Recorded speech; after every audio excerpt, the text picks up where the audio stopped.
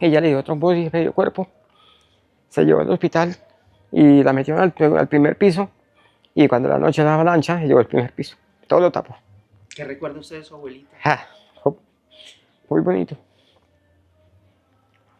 Lo quería mucho. Claro. Y por esas lágrimas que tiene en los ojos, noto que usted también la quería mucho. Sí. Ya van a ser 40 años, pero todavía duele.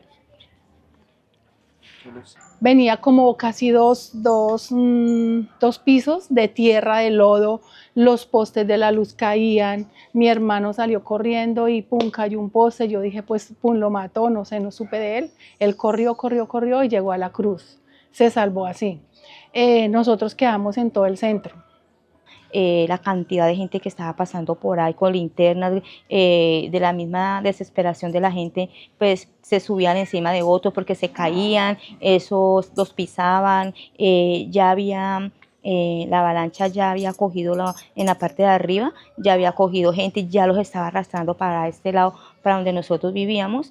Hola, hola, un gusto saludarlos a todos ustedes, muy buenos días.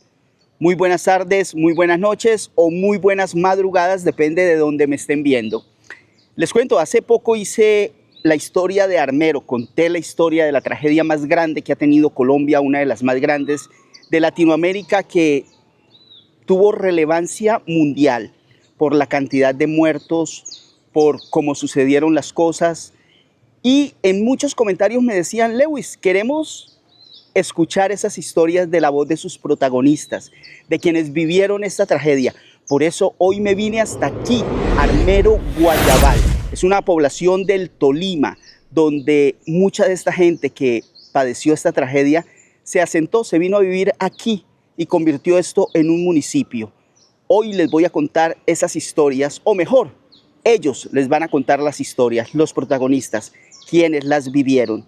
Así que ya tenemos todo listo. Les cuento que aquí hace un calor increíble. O sea, Barranquilla es caliente, pero al menos corre brisa. Aquí no corre brisa y es muy caliente. Así que gorrita para el sol, morralcito y mochilita al hombro porque nos venimos con todos los fierros. Y vamos a escuchar estas historias, las historias de Armero, pero contadas por sus protagonistas. Ya tenemos todo listo. Acompáñenme a ver estas historias y por supuesto a documentar todo esto que hace parte de este programa del día de hoy. ¡Vámonos!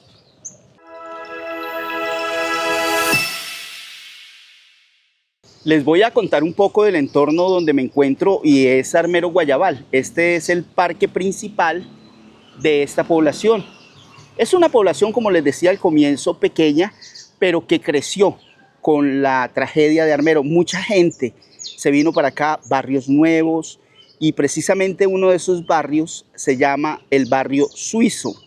Y llama así porque fue hecho por organizaciones suizas que apoyaron a esa tragedia. Esta es la iglesia principal, la iglesia del pueblo, la iglesia de Armero Guayabal. Hacia allá se encuentra la alcaldía municipal, aquí en Armero Guayabal. Les cuento que muy bonita la población, la gente es sumamente amable, la gente muy cordial, muy jovial, siempre está dispuesta a hablar con uno. Oiga, esta es la iglesia, está cerrada la parte principal, pero noto que aquí dice capilla de adoración y es como un cuarto pequeño donde siempre está abierto y la gente puede venir a orar, puede venir a compartir un rato en silencio, a elevar una oración. Y miren lo bonito que es. No es la iglesia, es una capillita pequeña que me llamó mucho la atención y me parece espectacular esto. Bueno, la iglesia queda aquí cerca, les decía, es esta, y la alcaldía de Armero Guayabal queda más allá. Pero este es el parque, pero me dijeron, si quieres encontrar historias de los protagonistas de esta tragedia de Armero, váyase para el barrio suizo. Así que me voy a trasladar allá, voy a estarles mostrando a ustedes el entorno, voy a estarles mostrando todo, y yo espero que de aquí salga un programa espectacular como ustedes lo quieren. La historia contada por los protagonistas. Ahora me dijeron que en el barrio suizo vive mucha gente que vivió la tragedia de Armero. Voy para allá, voy al barrio suizo a mirar ¿Qué puedo recopilar? ¿Qué historias me pueden contar? Me dicen que hay que subir por estas escaleras y llegar al fondo. Vamos a seguir el camino. Vamos a llegar hasta allá a ver qué nos encontramos. Estas son las calles del barrio Suizo. Estos barrios que llaman aquí en Armero Guayabal barrios nuevos se fundaron cuando sucedió la tragedia. O sea, son barrios que tienen menos de 40 años, según me cuenta la gente acá. Me dice, oh, miren este parque tan bonito, muy bonito el parque. Me dicen que en la tienda se reúne mucha gente que suele hablar de la tragedia, que es el tema principal de conversación. Oiga, les decía, miren este mango, miren estos árboles, y es que las casas también son muy bonitas acá. Pues a pesar de ser un barrio nuevo, se ve que está muy bien cuidado. Miren este parque tan hermoso. Bueno, voy hacia la tienda a ver con quién me encuentro, a ver a quién entrevisto, a ver quién me cuenta historias narradas por los protagonistas que vivieron esta tragedia en Armero. Bueno, ¿cuál es su nombre? Cuénteme. Mi nombre es Luis Ricardo Perdomo Carvajal.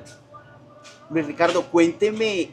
Todos recordamos que estábamos haciendo ese 13 de noviembre de 1985. ¿Usted qué estaba haciendo? Eso fue un miércoles en la tarde, lloviznó esa tarde, me acuerdo tanto, mi papá trabajaba en la Universidad del Tolima, que era almacenista.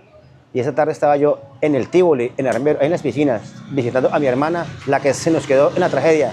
Y por gracias a Dios, mi papá fue esa tarde y me trajo, o si no, no estuviera contándolo. Cuando al otro día, el desastre más tenaz. ¿Qué vio? ¿Qué vio usted? Imágenes insoportables, muertes, dolor, ira, de todo, impotencia, ante todo. Porque el gobierno supuestamente sabía, la emisora que había en Armero sabía la situación que pasaba, pero no lo publicaron para no alterar a la gente. ¿Usted piensa que hubo negligencia del gobierno en esta tragedia? Yo creo que sí. ¿Por qué? Cuénteme. Porque sí, porque vuelvo y le comento. Había una emisora que llamaba Radio El Sol, de Armero, ¿Y qué pasó? y ellos sabían la situación que iba a pasar, pero para no, vuelvo y le repito, para no alterar a la gente. Yo en ese tiempo era un niño, tenía 9 años, y yo uno con 9 años, 10 años, tiene uso de razón de las cosas. Pero ante todo, gracias a Dios que estamos vivos para contarlo. Dios los bendiga. ¿Perdió gente en Claro, mis hermanas, mis tías, harta familia, claro que sí. De pronto, vamos a ese día, a los días siguientes. ¿Llegó usted lo llevaron allá? Como a los 8 días, pero había desolación, olor a muerte, a terror, a moscas, a infección. Muy duro para usted como Tenaz. abuelita. Señor. Yo siempre he dicho que los abuelos, nuestros adultos mayores, son como enciclopedias vivientes. Y en una de estas casas del barrio Suizo me encontré a esta señora, tenía 40 y pico de años, no voy a decir la edad, a las mujeres no les gusta que diga la edad, cuando sucede esa tragedia. Hoy son 40 años después, saquen cuentas, y ella vagamente recuerda cosas, pero lo que me contó de verdad es muy significativo. Entonces yo creo que vale la pena escucharla y vale la pena ponerle atención, porque ella también vivió su propia tragedia. Bueno, ¿cuál es su nombre? Celia María Cruz. Bueno, señora Celia, cuénteme qué recuerda usted de ese día de la tragedia. Pues ese día yo recuerdo que llovía y llovía y yo emparamadita, cáigame agua. Y entonces hubieron unos señores que me botaron unos palos y por ellos me llamaron que no les entró la avalancha y a ellos les quedó, no les entró la avalancha a las casitas, pero era ahí en el mismo barrio. Y entonces me llamaron y me botaron esos palos para que yo parara. Y yo me fui sin zapatos así, como pude, y ellos me esperaron allá y me enlazaron y me pasaron, me recibieron, me pasaron de la lluvia, lloviendo, al otro lado, al lado ¿Del qué? Del hospital, ¿no es ese? Sí, el hospital. Usted estaba en esa zona que pues no resultó tampoco pues tan afectada, pero obviamente, ¿qué vio usted? ¿Vio mucho dolor? Cuénteme eso. Sí, señor. Eso, el reguero de muertos y otros muriéndose, llorando. Y yo mirándolos. Sí, y yo pensando en los hijitos, a dónde estarían, si muertos o vivos. Y eso me pasó a mí allá. ¿Perdió a alguien allá? Sí, señor. Cuénteme. Allá perdí una hija y pienso el esposo también, porque él andaba con nosotros y se desapareció. Y una hija, ¿y quién más? Y otros hijos, nietos. Bueno, hay algo que llaman los niños de armero y dicen que muchos de esos niños se perdieron, se los llevaron, no saben qué pasó. ¿Recuerda usted algo de eso?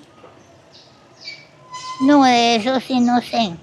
Pues nosotros decíamos eso, que tal vez se los llevaron, los salvaron y se los llevaron.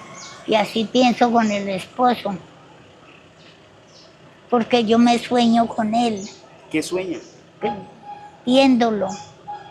Me habla, pero no me acuerdo qué, viéndolo y él se me apegó a mí y se despareció y así me he soñado con él. Y por eso yo digo que puede que él esté vivo, pero no. Pero el sueño no es eso, ¿no es cierto? No. Yo digo que, ¿por qué me sueño con él? Pero él me habla, pero yo no me acuerdo qué me dice. Yo sigo caminando por el barrio Suizo, un barrio de Armero Guayabal.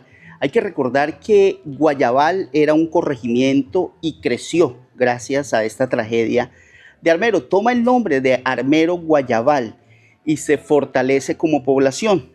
En torno a estos entornos urbanísticos nuevos, gracias a esta tragedia, pues se crea este barrio, el barrio Suizo, y son organizaciones suizas las que los hacen.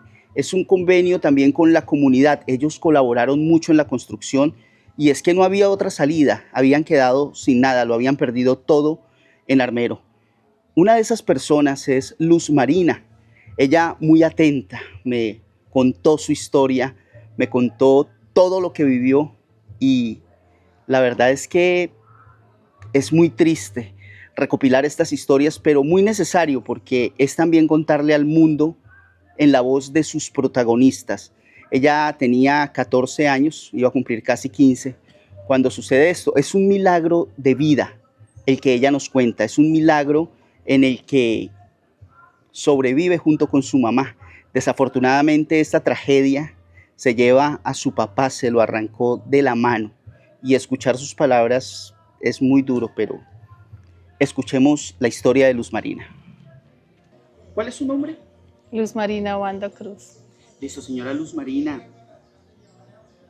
Todos tenemos algo que ver con la fecha del 13 de noviembre de 1985, pero ustedes más, porque ustedes vivieron esa tragedia. Cuénteme su experiencia, ¿qué recuerda de eso? Sí, mi experiencia es bonita y a la vez muy triste. Yo tenía casi 15 años, empezaba a estudiar en el Carlota Armero. Mi papá tenía una tiendita en Armero, unas canchas de tejo, vivíamos con mi mamá, mi hermana Rosalba y sus hijitos. La tarde del 13 de noviembre, a las 5 de la tarde empezó a caer ceniza. Yo salí en la moto con una compañera a hacer una tarea y me llevé al niño, a Andresito, que él había cumplido un añito el 10 de noviembre. Nos cayó ceniza, muchísima ceniza estaba cayendo. Yo llegué a la casa, le comenté a mi mamá me dije, mami, eso es peligroso, eso es como lo del volcán. Ella me dijo, hija, dejémosle todas las manos de Dios. Pues tú sabes que como uno es un niño, uno en esa edad, pues uno siempre confía en lo que la mamá y el papá le digan, los mayores. Bueno, así sucedió, hicimos tareas, mi papá tenía la tienda, tenía gente tomando, se fueron ellos casi a las 11 de la noche, perdón, antes de las 11 de la noche, sí. Mi mamá ya había dormido, mi papá no, él se acostó, quedó profundo y como a los 5 minutos mi mamá empezó a llamarnos. Afortunadamente yo dormía en una piecita con una puerta de palo que teníamos, no le puse pasador ni nada porque el pasador era una puntilla, entonces pues no. Eso fue la salvación, yo creo que para mí y para mi hermano Abelardo que dormía ahí conmigo. Mi hermana salió corriendo, ya venía corriendo con los niños, con el niño en brazos. El otro niño salió y se sentó en una escalerita. Una sobrina mía que vivía con nosotros, que ya estaba grande, igual como casi la edad mía, lo cogió, lo echó a los hombros y salimos corriendo. Pero pues nosotros nos devolvimos, mi hermana me decía que los niños, habían 2 niños de 9 años y de 11 años en una pieza encerraditos durmiendo. Ellos no pudieron salir. Intentamos muchas veces, yo intenté muchas veces de sacarlos, pero no se podía, estaban súper encerraditos. Cuando yo salí, yo vi que la avalancha estaba tumbando el copo de la iglesia, porque vivíamos en la carrera 15, número 1371, al pie del pabellón. Y ahí era muy cerca la iglesia, se veía. Yo vi cuando tumbaba eso, la cúpula de la iglesia, y Exactamente, ¿qué vio? O sea, vi, ¿cómo era eso? Eso venía como casi dos pisos de tierra, de lodo, los postes de la luz caían, mi hermano salió corriendo y pum, cayó un poste, yo dije pues pum, lo mató, no sé, no supe de él corrió y llegó a la cruz, se salvó así. Nosotros quedamos en todo el centro. En ese momento salió un carro que es de un señor Jorge, me acuerdo tanto que él se llamaba Jorge, y la familia. Y nosotros le decíamos que por favor nos llevara y la puerta no abría. Mi hermana corría con el bebé en los brazos, eso era impresionante, mi papá me agarró de la mano, intentamos subirnos a un camión que era de una señora Laura y no pudimos porque era muy alto para mi mamá. Afortunadamente ese carro al fin abrió y entramos, pero cuando mi papá me llevaba de la mano, yo sentí que me solté de la mano de él, la avalancha se me lo llevó. Pero era una cosa impresionante, la tierra temblaba, mucho, la luz, no se veía nada, se fue la luz. No, es impresionante, es algo que si el fin del mundo es así, es durísimo. En ese momento logramos de entrarnos al carro, pero el carro no pudo arrancar. La avalancha que venía por la carrera lo tumbó y lo enterró, y la que venía por la calle lo volvió a sacar. Nosotros duramos, yo creo que 5 minutos enterrados con el carro ahí, en el carro adentro. Y yo le ponía la nariz a mi mamá para que me diera respiración de la ropa de ella. Yo sentía que la ropa de ella me daba respiración, pero yo le decía, mami, nos vamos a morir aquí. Cuando decíamos eso, llegó otra avalancha y nos sacó y nos dejó enterrados. Rompimos los vidrios del carro, de las ventanas, y por ahí nos salimos. Y pues ahí no había nada, ya todo el pueblo estaba destruido. Cilindros de gas estallaban, de todo. Caminamos, yo creo que de la carrera 15 a la 18, donde está ahorita la bomba, una bomba de Terpel. Ahí llegamos caminando, pasando paredes de todo, nos hundíamos, yo salí en una faldita, afortunadamente me hundí, quedé en cuquitos y salí, mi mamá pedía ayuda, que me dieran ropa, pero nadie me daba ropa. Oiga, desafortunadamente fue qué durísimo. duro escuchar, pero también alentador porque se salvaron. Sí. Pero también hubo muchas muertes. ¿Perdió usted mucha gente allí? Mi papá prácticamente no sé cómo, él me soltó de la mano y la avalancha se lo llevó, yo sentí que la avalancha se lo llevó. Mis sobrinitos quedaron encerrados porque la verdad no pudieron salir, no nos dio tiempo de sacarlos, mis sobrinitos, 3 sobrinitos. Uno de 1 añito, como le contaba, mi hermana mi hermana lo llevaba. Ella intentó subirse al carro, pero como ella veía que no abría el carro, pues ella se devolvió y ahí fue donde la avalancha lo cogió. Más que todo murió por los niños que estaban encerraditos. ¿Cuándo vuelve usted a Armero? ¿Cuándo, después de eso, me imagino, lo sacaron del sitio? ¿Cuándo volvió usted a Armero y qué vio? Nosotros duramos 3 días ahí. Al siguiente día nos cayó un aguacero de 2 horas. Habían muchos muertos al lado de nosotros, gente sin piernas, sin manos, de todo. Y esa gente que estaba enterrada se ahogó porque el agua los tapó y ellos no tenían cómo salir. Y nadie, pues como si nadie nos ayudaba. Duramos así 3 días ahí metidos en ese sitio, porque nosotros veíamos una callecita, pero la calle estaba tapada. Tenía todas las de entradas tapadas, todas, no podíamos salir de ahí. Como ese día cayó otra vez ceniza, decían que se venía otra vez la avalancha, pero nosotros prácticamente al salirnos del carro quedamos en una raíz de un árbol. Ahí quedamos y hacíamos era orar mucho, pedirle a Dios que no pasara más nada. Duramos 3 días, como le digo. A los 3 días pasó un helicóptero súper alto, súper alto. Era muchísima gente, nosotros éramos ahí durmiendo con muertos, mejor dicho, muchos muertos, muchos. Y pasó un helicóptero alto, alto, nosotros encontramos un trapo bien fuerte, de color muy fuerte, le hicimos señas y el helicóptero fue bajando y fue que avisó que ahí habían sobrevivientes, porque supuestamente ahí en ese sector no tenían evidencias de que hubiera sobrevivientes. ¿Cree usted que lo que le sucedió fue un milagro? Milagro de Dios, es un milagro de Dios y nos salvamos con mi mamá, con una sobrina y con un sobrinito de 3 años que desafortunadamente ya murió a los 25 años, ya también murió. Y yo iba mucho al canal, no me acuerdo cuando eso era RTI, canal del León, ese que salía. Canal A. Canal A. Yo iba mucho con las fotos para que me ayudaran a buscar a mi papá, a mi hermana, pero nadie me ayudó, nadie me dio razón de ellos. Nunca los encontramos ni vivos ni muertos. Después de que no nos sacaron, nos tocó salir en un caminito que hicieron, muy, caminábamos y encontrábamos cabezas, encontrábamos manos, pies, de todo encontrábamos. Salimos así aquí a Guayabal, aquí nos dieron pues ropa, comida, de todo y volvimos a los 8 días a Armero a buscarlos a ellos, pero nunca los encontramos. Encontramos todas las cosas de nosotros arrumadas a un lado de donde nosotros vivíamos. Yo Armero lo llamo crónica de una tragedia anunciada. ¿Cree usted que hubo negligencia de parte del gobierno? Sí, muchísimo. Todo el mundo dice eso, que es una tragedia anunciada, pero pues jamás nos anunciaron eso, jamás.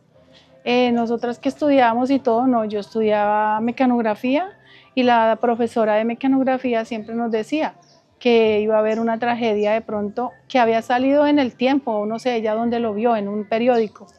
Y pues ella decía que cuando eso sucediera ella cogía a sus niñas y se iba, pero nunca lo pudo hacer porque ella quedó atrapada allá. Nosotros vimos la casa de ella, yo vi la casa donde yo estudiaba con ella mecanografía después de que yo salía del colegio. Hay un tema muy duro y se llama Los Niños de Armero. ¿Qué sabe, qué recuerda, qué piensa? O sea, te voy a contar una anécdota que nos pasó. Por favor. Cuando nosotros estábamos, cuando ya el helicóptero nos vio y nos iban a sacar, la gente empezaron a sacar muchísima gente herida, muchísima gente, adultos y niños. Cuando llegó un helicóptero y nos iba a sacar, yo le dije, nos saca a nosotros, pero saca a mi mamá. El helicóptero dijo que sí. Entonces, eso no le tocaba a uno correr y meterse allá porque el aire del helicóptero era fuerte. Entonces, nos subieron a mi sobrinito, mi sobrina y a mí. Y el helicóptero empezó, y más niños, y el helicóptero empezó a arrancar. Cuando el helicóptero empezó a arrancar, yo le dije, ¿mi mamá qué? Entonces me dijeron, no, su mamá no se va. Le dije, no me voy, y si ustedes se van, yo me tiro, me voy a tirar. Entonces cuando ellos vieron que yo me fui a tirar, el helicóptero bajó un poco y nosotros nos bajamos. Yo bajé a mi sobrina, o sea, nos bajamos con mi sobrina y cogimos al niño pequeñito y nos bajamos y buscamos a mi mamá. Pero sí nos querían llevar para ¿Por qué el el otro interés lado. de no llevar De no adultos, llevar sino solo adultos, niños? sí. Yo le dije, no, yo no me voy sin mi mamá. Entonces me dijo, no, es que primero vamos a sacarlos a usted. No, no, yo no me voy. Y si usted arranca, yo me tiro. Entonces cuando ellos vieron que yo me iba a tirar, ellos bajaron el helicóptero. 14 años, Ujú. pero ya tenías conciencia. Claro, ya. Y yo no me quería separar de mi mamá. Yo no me quería separar porque ya había perdido a mi hermana, habíamos perdido a mi papá, a los niños. Entonces, imagínate, uno se sentía solo. Yo no tenía nada, descalzo, sin ropa, sin nada. Yo andaba con una sábana. Entonces, Pero, ¿conoce usted de historias de niños que muy seguramente sacaron, pero no volvieron más? mi sobrino, dicen que hay un sobrinito que lo vieron en Mariquita, pero nunca más supimos de él. Que lo vieron, que lo tenían, pero no. Siempre nos han dicho que de pronto a él lo tiene otra familia, pero no sabemos bien de él. Mi otro sobrinito sí no sabemos porque prácticamente nosotros los damos por muertos porque ellos estaban encerrados en una pieza y la casa donde nosotros vivíamos quedó así, como este piso. No quedó nada. Entonces yo creo que ellos murieron. Hay muchas cosas más que contar. Por ejemplo, Sí, por ejemplo, las ayudas. Nosotros luchamos mucho por ayudas. Nos prometieron muchas ayudas y nunca se vieron esas ayudas. Lo único que pues aquí a mi mamá, de pronto aquí le dieron como una vivienda, pero también se tocó que trabajar un año una persona para que le pudieran dar su vivienda. Quedamos sin nada. Nos tocaba dormir en las lomas porque nos decían que el volcán se volvía a venir. Corríamos con cobijas y almohadas para la loma. Teníamos de pronto por allá al lado de una finca, una hermana que vivía por ahí con su esposo y ella pues nos daba una ayuda por ahí. Pero el resto nos tocó enfrentármele a la vida a Bogotá, a trabajar. Trabajé interna, no pude trabajar interna porque yo tenía el trauma de que la avalancha se venía. Y la señora me dejó cuidando unas niñas y yo todas las noches salía corriendo, no importaba quién estuviera, estábamos en un conjunto cerrado y yo salía y corriendo que la avalancha venía y que la avalancha venía. Entonces no pude trabajar, mi mamá me sacó de allá porque no podía trabajar, estaba muy traumatizada de eso. hay algo. Las ayudas. Llegaron muchas ayudas, pero no les llegaron a ustedes. Exactamente, muchas ayudas, pero no llegaron a nosotros. Nada, las ayudas todas se desviaron, como dicen. Armero tuvo, y todavía yo creo que tiene muchas ayudas, muchas, porque el pueblo está muy abandonado, lo tienen muy abandonado, muy abandonado. Los Entonces, saqueadores que hablaban, o sea, yo estaba en la costa en esa época, pero a mí me decían, va gente a cavar a ver qué saca. ¿Eso fue cierto? Sí, claro que sí, hay mucha gente, encontraron rompiendo las cajas fuertes, mataban a la gente por encontrarle con un anillo, con una pulsera, lo que fuera, los mismos de la defensa civil, todo eso. Entonces, en vez de que la gente le diera la ayuda, lo que hacían era acabar con la persona. Entonces, todo eso fue muy terrible, o sea, aprovecharon muchísimo de esa tragedia para hacer muchas cosas más, cosas que no deberían de haber pasado. En medio de esta recopilación de historias aquí en el barrio suizo, me encuentro a Marta González. Ella tenía 14 años, iba a cumplir 15, cuando sucede esta tragedia, pero tiene viva en su memoria todo lo que sucedió, todo lo que vivió. Imagínense en una niña de 14 años viendo horrores de una tragedia invernal sucedida en Armero. Escuchemos la historia de Marta González.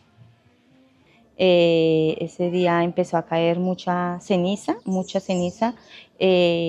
Nos decían de que nos colocáramos pañuelos en la nariz, que no nos preocupáramos, en fin. Los carros estaban llenos de ceniza, nosotros nos confiamos, nosotros nunca nos imaginábamos la inmensidad de lo que iba a pasar. Nos acostamos tranquilos, nunca pensé eso, de pronto por lo que estaba pelada, no me imaginé. Nos acostamos y a eso de como de las 11, me acuerdo, de la noche, algo así, mi madre empieza a llamar a los cuartos que nos levantáramos, que se había venido el río Lagunilla.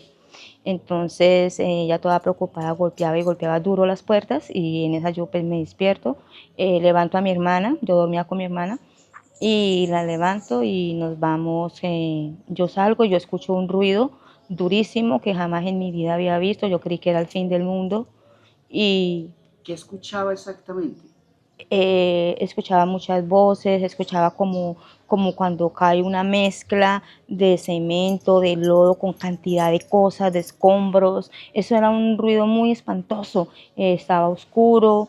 Mi madre, donde nosotros vivíamos para el lado del barrio Santander y por ahí pasaba toda la gente para coger para la loma.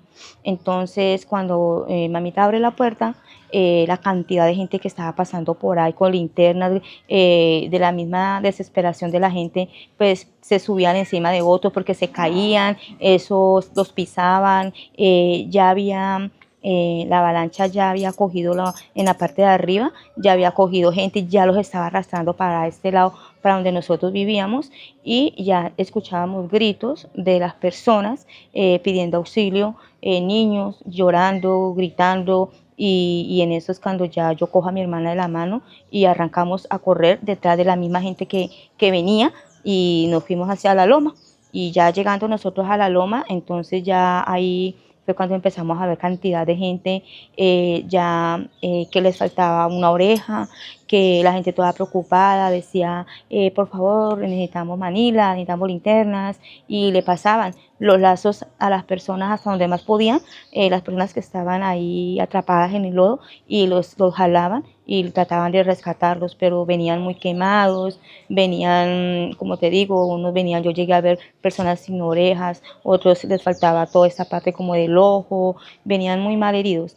Y ya después nosotros nos quedamos ahí, ya al rato, como a las 2 horas después, me reuní con mi mamá, porque en el mismo desespero yo de salvarme de pronto, no sé, no caí en cuenta de mi mami, yo y mi mamá, y yo busqué y busqué a mi mamá entre toda la cantidad de gente que había, porque habían como lomas, pero estaban pegadas y eran larguísimas. Entonces ya después me dijeron que mi mamita estaba en la otra loma, y ya fue cuando nos encontramos con ellos allá en la otra loma. Marta, ¿en qué dirección vives para contextualizar un poco y crees que lo tuyo es un milagro que te salvaras tú y tu mamá? Bueno, nosotros vivíamos en un barrio que se llamaba Vallecito, que da al ladito del barrio Santander. En ese barrio nosotros nos salvamos porque el barrio Vallecito no eran sino dos cuadras, no más, o sea, aquí y aquí, no más, 2 cuadras. Y quedaba como en una subidita.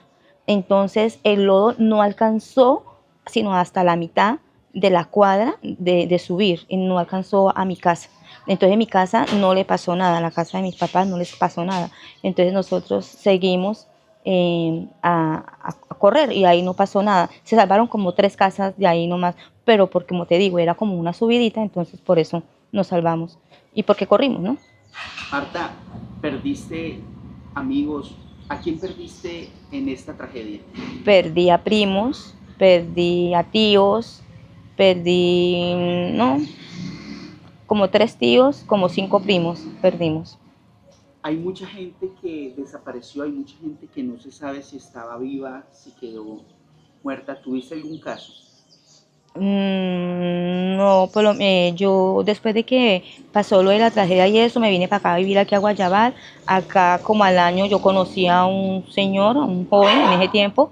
Yo me casé con él y él tenía a su esposa en Armero, él tenía sus 2 hijos, y a él le comentaban de que sus hijos lo habían echado para otro país, que a ellos los habían visto no sé en dónde, pero nunca se supo certeza de qué pasó con los niños, pero sí a él le comentaban de que los hijos de él estaban vivos.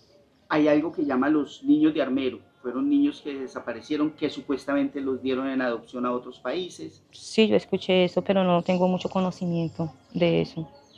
Me cuentas que después de la tragedia te casas acá. Sí, Hubo muchas ayudas, hubo sí, muchas cosas muchas. que nunca les llegaron. Bueno, yo ahí sí no puedo decir de que nunca nos llegaron. Yo podría decir que para mí y para mi familia, yo creería, de pronto llegó mucho más, ¿no? De pronto uno enseñaba a no tener y al recibir, pues eso fue una gran bendición para nosotros. Entonces yo siempre dije de que pues siempre recibimos ayuda, gracias a Dios. Siempre nos dieron mercado, nos dieron ropa, la ropa llegaba nueva, con marca, con etiqueta. Entonces nos colocaron psicólogos, nosotros estuvimos viviendo en carpas, 2 años duramos en carpas en el estadio de aquí de Armero Guayabal, y vino la Cruz Roja y bueno, gracias a Dios a nosotros nos colaboraron mucho psicológicamente también.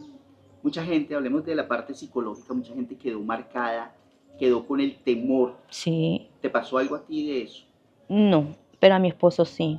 Mi esposo, él no podía escuchar cuando llovía duro, cuando empezaba a tronar, a él le daba mucho miedo, muchos nervios, y él empezaba a arrancar como para allá y para acá, y todo preocupado, ay Marta, ay, y empezaba como, sí, como angustiado. Él sí quedó como un poquito mal con eso. Yo personalmente no, ni mi familia que yo sepa, no, señor. Marta, ¿algo más que quieras contarnos, que quieras que el mundo sepa de esta tragedia que a todos nos tocó? Algo más. Una vivencia tuya, algo que te haya marcado ese día. No, pues claro que a uno lo marcó. Claro que eso fue un día o una noche que uno nunca olvida. Fue algo que uno siempre, o yo personalmente me imaginaba que eso ya era el fin del mundo, que yo nunca pensé que ya iba, que Armero iba a desaparecer. Yo cuando estando en la loma al amanecer, yo veo el pueblo lleno de agua, lleno de lodo. Yo nunca me lo imaginé así. O sea, yo de esas cosas de que uno dice, sí, se vino la avalancha, pero uno nunca cree que eso iba a ser tan grande. Y sí, eso fue lo que, como tristeza, ¿no? De ver de que el pueblo se haya acabado de esa manera así. Y venir uno aquí, pues no llegamos directamente aquí, sí llegamos, pero de aquí cogimos para Honda, luego nos llevaron para Palo Cabildo y luego regresamos porque ya dijeron que nos iban a dar carpas y fue cuando ya regresamos de nuevo. Y aquí ya hice yo mi familia, mi hogar. ¿Crees que esto fue una crónica de una tragedia anunciada? ¿Ya esto se veía venir y de pronto hubo negligencia? Yo creería que sí, yo creería que sí, yo creería que es más, dicen que en años, muchos años atrás, esto ya había pasado. Entonces, pues no sé, yo creería que sí. En medio del dolor, en medio de todo esto que encierra una tragedia, la más grande que haya vivido Colombia, se conoce una historia de amor, una historia, digámoslo así, bonita. Son dos personas que ya se habían visto en Armero y en las carpas se reencuentran, hablan y ahí comienza esta historia de amor. Es también una historia que podría parecer bonito. Entre lo malo siempre hay algo bueno. Y quiero llevárselas a ustedes, quiero contárselas o que ella les cuente esa historia. No, empezando, yo y él dice que él me había visto a mí en Armero. Imagínate, no, yo tenía 15 años y él me decía a mí que él me llegó a ver, dice que se acuerda de mí, que él me veía y bueno, y yo también, y yo decía, ay, ese muchacho es tan simpático, pero de esas cosas de que de ahí no salía sino de un pensamiento, no más. Pensábamos, tanto él como yo y ya, y cuando nos venimos a encontrar, nos encontramos en las carpas, precisamente en el estadio. Él ya estaba viviendo en una carpa y cuando yo regreso a la carpa, ahí yo lo veo a él y es cuando yo digo, ah, yo vi a este muchacho en Armero, yo me acuerdo de él. Y así, y ahí empezó la historia. Los unió la tragedia, la historia de amor. Sí, la Ya él no está historia de contigo, amor. No, no.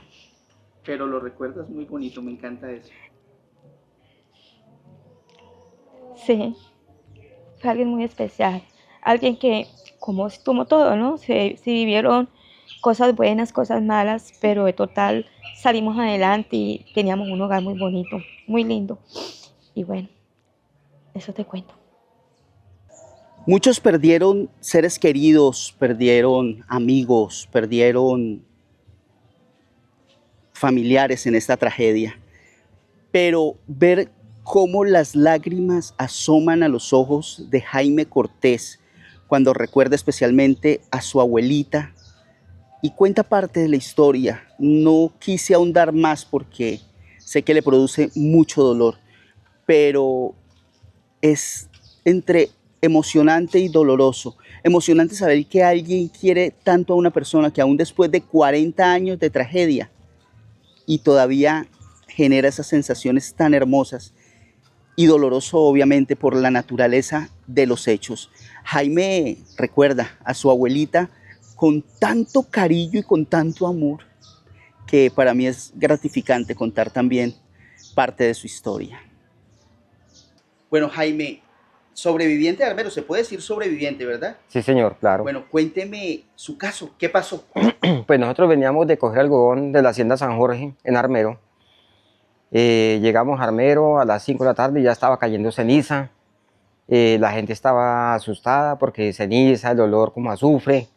Y pues el padre de la iglesia de Armero nos dijo por la emisora de que no tuviéramos problema porque eso era solo agüita, lo que iba a caer. Entonces toda la gente se confió y no hubo ninguna alerta, no hubo ninguna nada. Y arriba al pie de San Pedro había una represa con una piedra grande que es la que está al pie donde está la policía. Esa piedra estaba haciendo una represa ya hace mucho rato allá, ya se había informado a la alcaldía, a la gobernación, pero nunca hicieron caso a nada de esa piedra.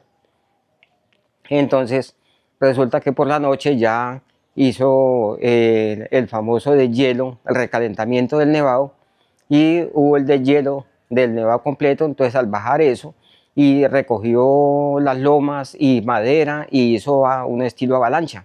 Entonces llegó a donde estaba la represa y sacó la piedra como cuando uno le pegaba a un balón, ¡pa! Y entonces eso se vino aquí para abajo rompiendo el caño y fue sacando barro, barro, barro hasta que llegó Armero y la piedra rompió donde está el molino y comenzó a acabar con el pueblo. Eso fue ya a las 11:30 de la noche. ¿Qué recuerda usted puntualmente? ¿Dónde estaba? ¿Qué estaba haciendo? Cuénteme eso. Yo estaba al pie del estadio con una amistad ayudándole a limpiar una piscina y cuando pasó un señor de la empresa de la luz y nos dijo: muchachos, corran porque la Lagunilla se desbordó. Entonces nosotros cogimos, cerramos la casa y nos fuimos para el lado del cementerio, que nosotros vivíamos ahí en donde llama un sitio que se llama Morrolizo, en Armero. Y llegamos ahí y yo llegué a la casa, saqué a mi mamá y pasamos el pasanivel, llegamos a la loma. Cuando íbamos llegando a la loma bajó la bombada. Bajó la bombada con carros, con gente, con todo lo que llevaba. La gente gritaba: auxilio, auxilio, pero uno no podía porque no había mucho. La noche era oscura, lloviznando, y uno medio el que pudo sacar por la orilla lo sacó hasta la loma. Y a esperar hasta las 5 de la mañana que ya se aclaró el día y cuando vimos que ya Armero estaba acabado, totalmente acabado. Entonces nos bajamos a las orillas de las lomas y ayudamos a sacar la gente que estaba por ahí. Nosotros ayudamos a sacar a un señor Ernesto Carvajal, que era el dueño de Playas Marinas, en Armero. Lo sacamos y sacamos como 4 niños más, 2 señoras, una señora embarazada, y lo que pudimos sacar hasta la orilla, hasta ahí. Y ya el resto de esperar a ver qué más llegaba, pero no, eso estaba, pues, muy desolador ver todo cómo quedó Armero. Muchos muertos. Muchos muertos por todos lados, mucha gente muerta, muchos bultos de café, tejas de zinc, alambres, carros por encima, mucho, es una tragedia muy pesada para toda la gente de Armero. ¿Usted considera que hubo negligencia del gobierno? Sí, claro, ¿Por qué? porque nunca pusieron caso a eso, ni le hicieron nada a esa piedra que estaba arriba. Si de esa piedra lo hubieran dinamitado y lo hubieran acabado, no había ocurrido Armero lo que pasó, porque esa piedra fue la que acabó con Armero. Oiga, hay algo que me llama la atención y son lo que llaman ahora los niños de Armero. ¿Qué puede usted contarme de eso? Es que lo que pasa es que cuando se sacaron los niños, el bienestar familiar o la gente llegaba y: venga, yo los llevo, pero resulta que el bienestar familiar sacó todos esos niños, los llevaron y los dieron a adopción. Entonces todos esos niños se perdieron porque no hay información de ellos, no hay a dónde, quién los cogió, para dónde los echaron, ni nada. Y mucha gente que llegó, venga, yo le ayudo con el niño, lo llevaban, y mentiras, en otros carros lo llevaban. Porque ¿para qué? Llegó mucha gente extranjera después de la tragedia allá, y mucha gente también pues sacaban la gente y pues a mí yo lo llevo, lo baño y lo limpio, y pues muchos niños salió, porque mucho papá, mucha mamá quedó enterrados y que sobrevivieron los niños. Y como mucha gente salió desnuda, salió desnuda porque nosotros sacamos mucha gente desnuda de Armero. Entonces eso es complicado, y mucha gente que unos le entraban a ayudar y otros le entraban a saquear las cosas que estaban de Armero, las casas que estaban de Armero. Hablemos de eso, esos mercaderes de la muerte, yo los llamo desgraciados. O sea, en medio de la tragedia se aprovechaban de eso. Sí, eso sí fue así. Eso, nosotros íbamos saliendo y la gente iba saliendo con un televisor, con una nevera encima, saqueando las casitas, los televisores, todo lo que habían, se lo iban sacando de una de las medias casas que quedaron buenas. Porque mucha casa quedó buena, quedó parada, pero al tiempo desvalijaron las casas, le bajaron los techos, las tumbaron, le sacaron hierro. Por lo menos la iglesia del Carmen quedó parada, y ya después la tumbaron por robarse en el hierro, lo que estaban allá, saquear el hierro que estaba allá. Y así acabaron con la mayoría de casas que estaban paradas en Armero. Me cuentan que incluso hacían excavaciones para aquí quedaba el banco y excavaban, ¿eso fue cierto? Sí, señor, ahí hubo partes donde hicieron muchas excavaciones, muchas cajas que quedaron de la vía de Armero a la hacienda El Triunfo, que muchas cajas quedaron por allá porque las arrancó y fueron totalmente, porque hasta la máquina de bomberos se la llevó por el lado del cementerio, la volcó, y esa máquina nunca se encontró, porque se encontraron las mangueras de las máquinas de bomberos, fue ya después del matadero para abajo, se encontraron las mangueras, pero la máquina ni el personal de bomberos nunca se encontró de ninguno de ellos. Hay una niña que se llamaba Omaira Sánchez. Sí. Ella marcó esta tragedia, ella simbolizó esta tragedia. ¿Qué recuerda usted? No, pues lo de ella fue una tragedia muy berraca y negligencia por el gobierno, porque pues sí, trajeron motobombas y todo eso, pero si hubieran traído más, con tanta cosa que hay nueva ahora, de poder sacar a esa niña, sí, lógico, sí, tenía paredes en las piernas y aquí, y ella tocaba, el tío y otro hermanito, creo que los tocaba a ellos ahí, pero cuando se le hizo fuerza de jalarla, ella decía que no porque le dolían las piernas. Entonces, supuestamente dicen de que buscaron un médico para que le miraran a ver si le podían amputar las piernas a la niña, y no, entonces dijeron que no, porque ya eso tenía gangrena. Por el barro, por el agua, con todo eso, ya tenía gangrena, porque todo el que se cortaba ya estaba infectado, ya se le inflamaba eso, tocaba hacer lavados y ya tenía gangrena, por lo que ya eso de lo del nevado. Entonces, mucha gente no se pudo sacar por eso. ¿Usted como armerita reconoce a Omaira como el símbolo de la tragedia? Sí, claro. Sí, porque es una niña muy joven, y todo lo que dijo en el momento que estuvo enterradita ya, complicado. Bueno, hablemos después de la tragedia. Llegaron ayudas, muchas ayudas, pero no le llegaban a ustedes. No, todas esas ayudas se perdieron. Muchas veces mucha gente llegó, entregaban lo que venían así más o menos, y lo más bueno se lo llevaban. Nunca entregaron por lo menos colchonetas. Hubo una cantidad de colchonetas que llegaron acá, le entregaban lo más malito a la gente, y el resto sí los llegaban, los negociaban. Porque eso sí, todos los saquearon. Todo lo que trajeron bueno lo saquearon. Como armerita, como sobreviviente, ¿cuál es su mensaje al mundo? Que hay que estar muy pendientes a a las líneas de emergencia, porque ahorita tenemos mucha tecnología y hay que estar mucho pendientes de eso, porque ahorita usted tiene un celular de los nuevos ahora, usted tiene para un sismo, lo detecta con el celular y le avisa 10 segundos antes de un temblor o un terremoto, lo que vaya a hacer. Tiene tiempo de usted salir de una casa, de un conjunto donde esté usted que tenga que salir. Entonces ahorita tenemos la tecnología en los celulares. Y no creer cuando nos digan, es solo agüita. No, lógico, no, porque es que hay que mirar, porque si por lo menos en Armero hubieran hecho, como se dice el cuento, el estudio de esa piedra, de haberla demolido, no había pasado lo que ha pasado en Armero.